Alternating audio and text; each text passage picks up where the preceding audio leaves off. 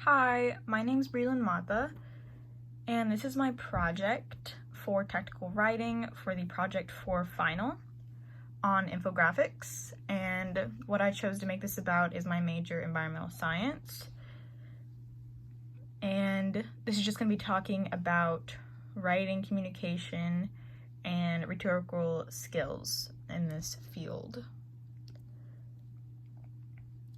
So environmental engineer is, first of all, environmental science is a branch of engineering, and anything that goes into it is anything you can think of the environment, whether that be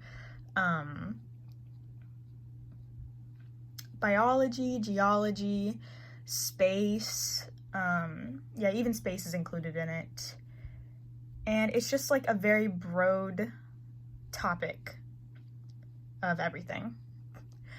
And what environmental engineering is this is just a job that focuses on the concerns of protecting the people from natural disasters or just certain effects that the environment puts on communities, such as pollution, air pollution, any type of pollution, or pollution of water. And the job of it is just improving it, fixing it, and yes.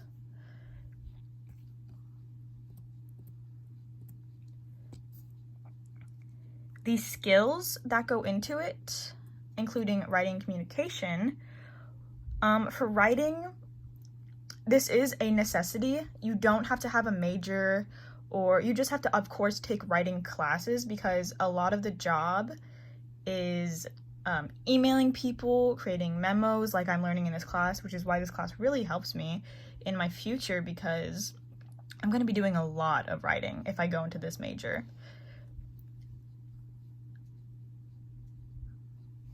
For communication, of course, there are a lot of communication, just as there are a lot of communication in every job, except in this specific job, I'm going to be, doing a lot of meetings, and I'm going to be talking about certain ways we can, fix the environment, and talking in front of a lot of people and communicating with everybody, especially if I want to go into a manager position, which is what I want to do. And just communicating about the natural world and environmental affairs. You need to really include the public perception. So talking about just, not just coworkers, but, the public. Skills that go into this job. There are a lot of them, but I managed to, compress them.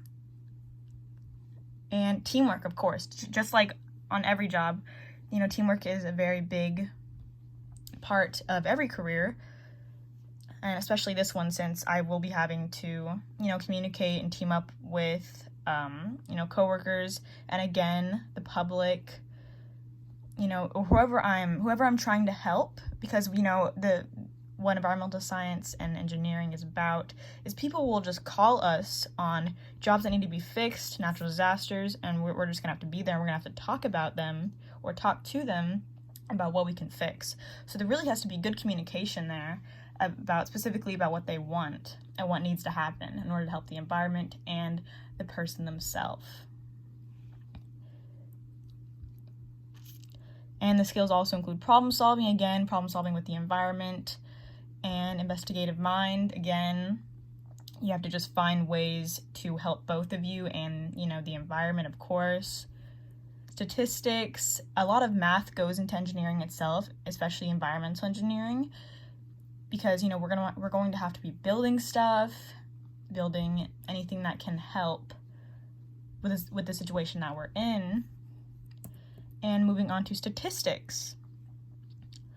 This is just a small statistic, but women in environmental engineering, there aren't a lot. It is mostly overrun by men, and that's why, women going into this, I feel like it's very important, because there aren't a lot, so we really got to force our way in there and, really expand the job in the career, just like any other job.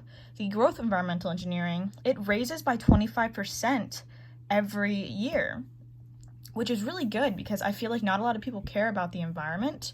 So I feel like, going into it, I feel like it's very important.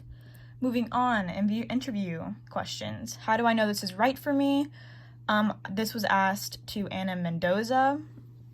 They responded, if you like to ask questions, learn new things, and are proactive and take the initiative, it is right for you. If you care about the environment, it is right for you, which I would say that is right for me.